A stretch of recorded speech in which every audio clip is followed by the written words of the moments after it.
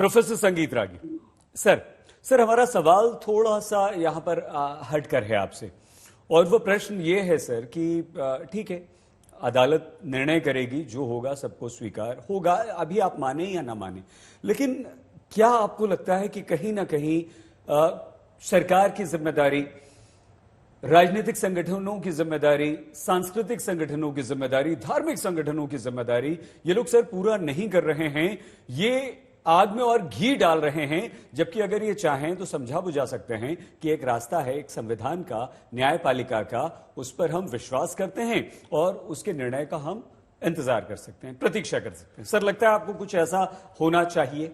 देखिए, अयोध्या के बाद तो, और अयोध्या में भी आप 90 का दशक भूल जाएं तो उसके पश्चात जो कुछ भी हुआ है वो न्यायालय के अनुसार हुआ। जहां तक काशी विश्वनाथ का मामला है और बाकी अन्य धर्मस्थलों का मामला है, हिंदू समाज के जो भी व्यक्ति हैं उन्होंने न्यायपालिका का रास्ता अपनाया है। किसी भी संगठन ने, हिंदू समाज से संबंधित संगठन ने सड़कों पर आकर के धमकाने की कोशिश नहीं की है। जिसने भी कहा है जो भी हो, वो रास्ता न्यायालय का है और न्यायालय का रास्ता सबके लिए खुला है। जितना हिंदू के लिए खुला हुआ है उतना मुस्लिम के लिए खुला हुआ है। देखिए, इस प्रस्ताव में क्या आपत्तिजनक बातें हैं वो मैं आपको जिक्र करना चाहता हूं। देखिए, जैसे ही आप कहते हैं कि हमको यूनिफॉर्म सिविल कोड स्वीकार नहीं है, आप ये कह रहे हैं कि संविधान की जो धारा है 44 है, हम उसे स्वीकार करते ही नहीं है। यानी कि संविधान के अंदर जो धारा लिखी हुई है आप उसे एकदम रिजेक्ट करके छोड़ देते हैं, उसकी कोई उपयोगिता नहीं है, उसे आप खत्म मानते हैं। दूसरी बात, आप कह रहे हैं कि हमारी मस्जिदें छीनी जा रही है, रोज रोज एक नया नैरेटिव आ रहा है। आप जब वहां पर आप सर्वे होने की बात होती है, उसी न्याय के एक प्रक्रिया का हिस्सा सर्वे होना है, आप उसे मना करते हैं। आप छुपाना क्या चाहते हैं?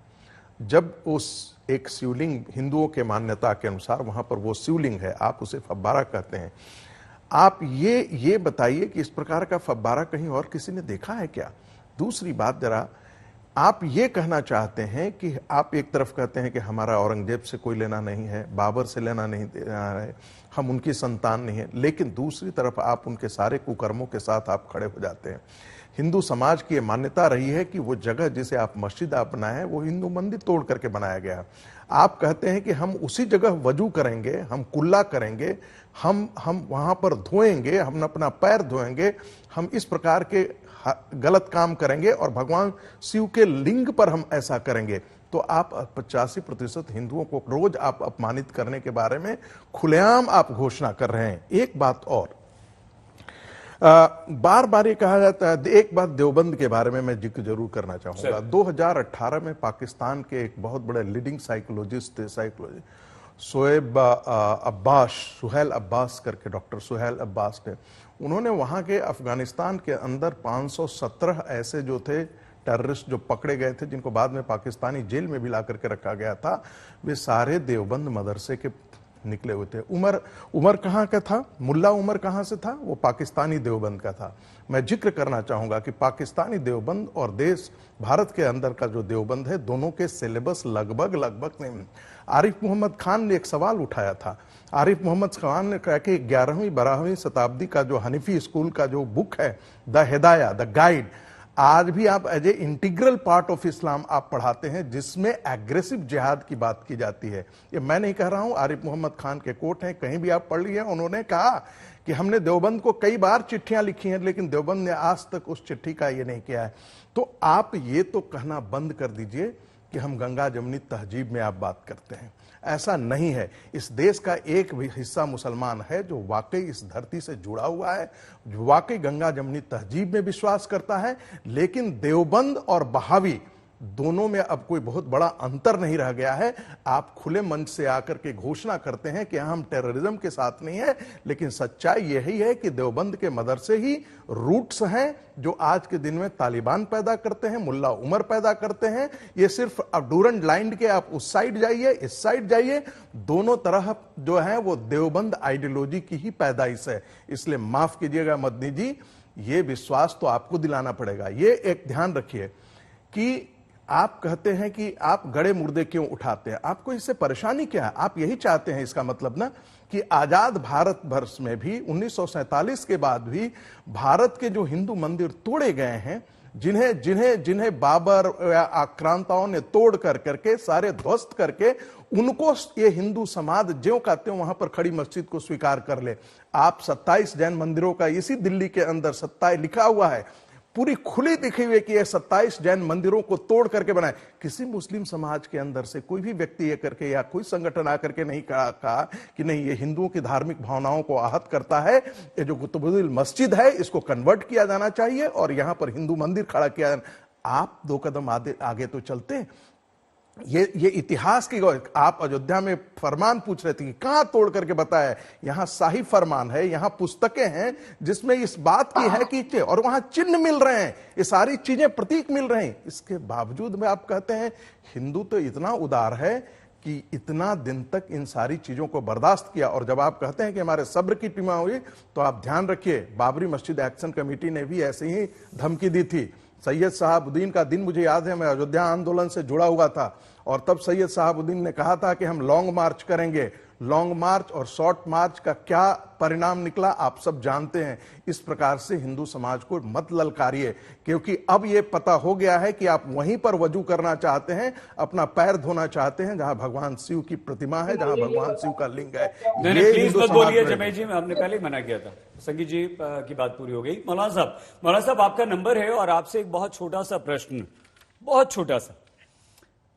आपकी ये जो संस्था है जमीयत उलेमाए हिंद, अगर हम गलत नहीं, हमें प्लीज करेक्ट कीजिएगा, ये भारतवर्ष की मुसलमानों की सबसे बड़ी संस्था है सर, सबसे ज्यादा आपके सदस्य हैं और आप विभिन्न राजनीतिक दलों के काफी नजदीक भी रहे हैं, सबने आपको उतना ही सम्मान भी दिया है और बीजेपी ने भी दिया है।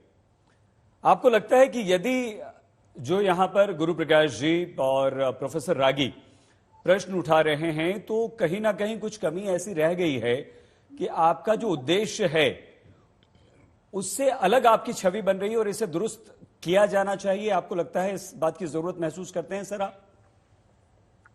देखिए, अभी सईद अंसारी साहब, अभी जो साहब जिक्र कर रहे थे, शायद ये बीजेपी से हैं, इनसे ये पूछिए कि ये कानून का उल्लंघन हो रहा है नहीं, जब कोर्ट ने और एक हमारे मुल्क में कानून बना हुआ है जिसका आपने भी जिक्र किया, तो वो जो पुरानी इबादतें हैं जिस हालत में हैं उनके साथ कोई छेड़छाड़ नहीं होगी और उनसे कोई दावा भी नहीं होगा।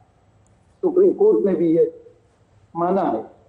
तो उसके बाद अब ये गड़े मुर्दे जो उखाड़ने वाली बात जमीयत ने कही, उस बात की तरफ यही नजरिया था कि जो जिस हालत में है इबादत का, चाहे वो मस्जिद की शक्ल में हो या मंदिर की शक्ल में हो, वो जूं का तूं रहना चाहिए और संविधान भी इस बात की इजाजत देता है।